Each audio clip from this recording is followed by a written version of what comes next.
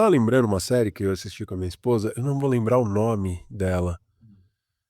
Mas é uma série que ela é recente e tal, da Bruna Marquezine, que fez isso. Eu achei ela boa, esqueci o nome, eu Não sei. coloco aqui, enfim. Mas ela é uma atriz que tá tentando ascender, e aí ela vive a vida amorosa dela é um caos e tal, e ela vive algumas experiências e ela resolve que ela não vai tentar mais ser atriz, ela vai ser roteirista de um filme. E aí ela chega lá pra fazer esse filme e tal, e ela consegue, vai fazendo todas as manobras políticas pra ela conseguir. Então, ó, cara, eu sei que era importante pra você comer sonho, mas eu não consegui encontrar uma marca de sonho, então vai ter que ser um sorvete, porque uma marca de sorvete vai patrocinar o seu filme. E aí foi aí que ela foi ficando frustrada, porque ela queria contar a história dela, a história que ela viveu, que ela escreveu, e ela não sentia que a hora que ela apresentava isso num filme, ela não podia fazer, porque tinha muito entrave de patrocinadores e tudo mais.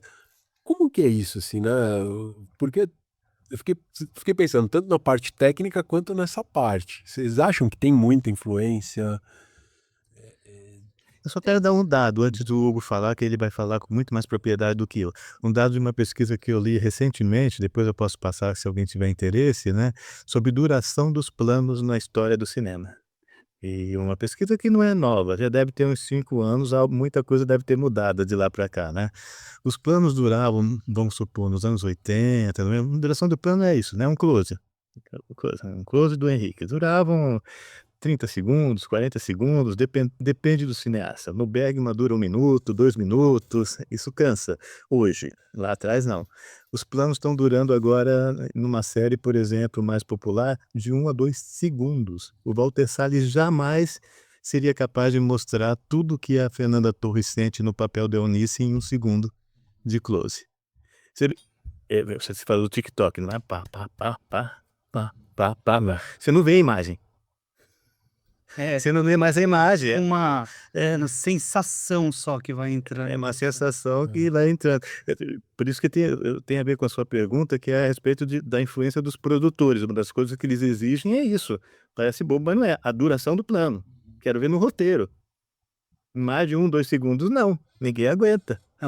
Podemos remeter aqui ao recém-falecido David Lynch, que tem um vídeo dele que viralizou, dele dando uma bronca numa produtora, porque ele estava filmando, e aí ela, por trás dele, falou assim: "Mas esse plano não tá demorando muito?" Ele vira para ela e fala assim: "Mas que é isso?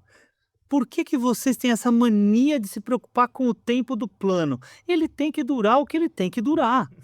Né, e aí ele dá ele briga com ela de uma forma bem intensa por causa disso. Mas respondendo a sua pergunta, depende, tá.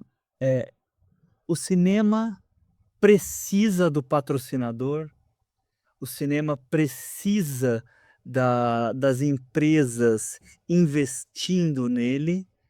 O que precisa ser regulamentado e mesmo pensado com, inteligência para servir ao filme, é como que essa intervenção do capitalismo no filme, vai aparecer nele. Sem prejudicar. Sem prejudicar, exatamente. Às vezes, ele só tá nos créditos. Às vezes, ele é um produto que aparece de fundo ou rapidamente na história. Cinema americano tem muito isso. Vira e mexe, aparece lá a maçãzinha da Apple num computador que está sendo utilizado. Aparece um carro que tem uma determinada marca, mas está dentro do contexto da história.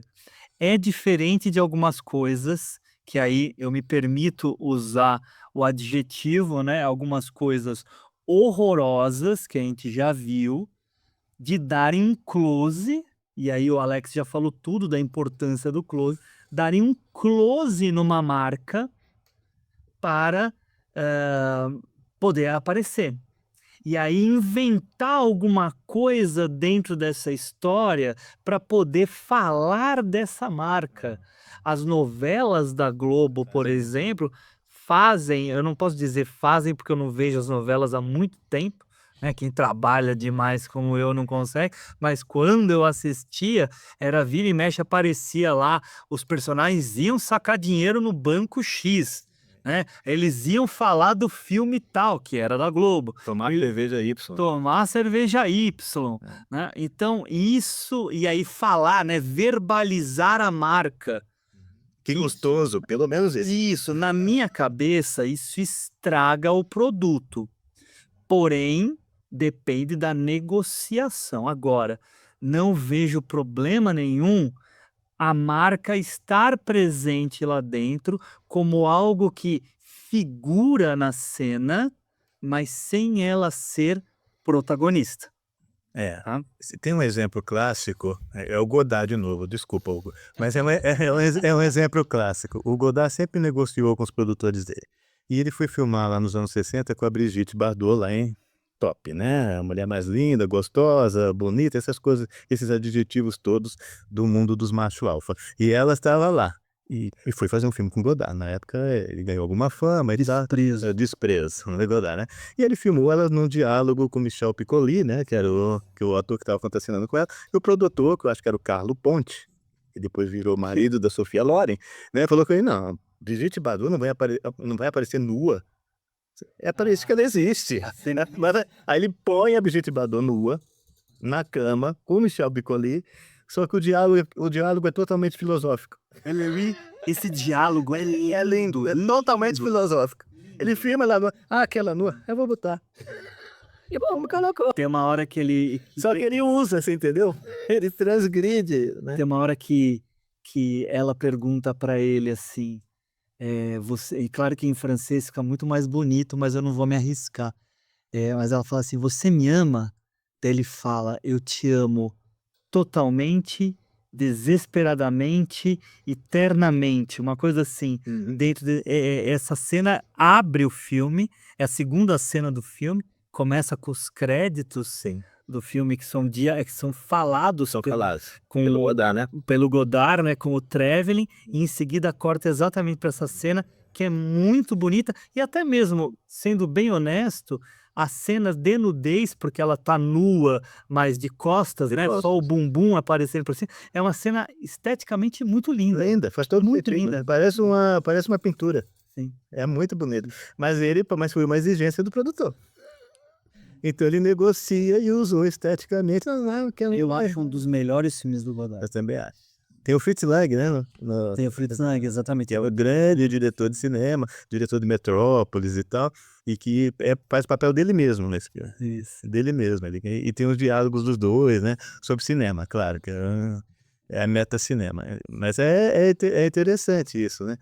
Numa época que os filmes do Godard ainda eram assistíveis, não eram tão difíceis como ficou sendo depois. Dos 80 pra frente. Dos 80 pra frente, aí ele é público que se ferre.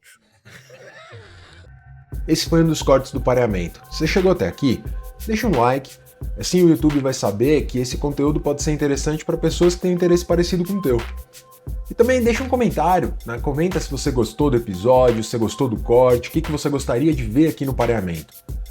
Muito obrigado pela tua audiência, a gente se vê no próximo.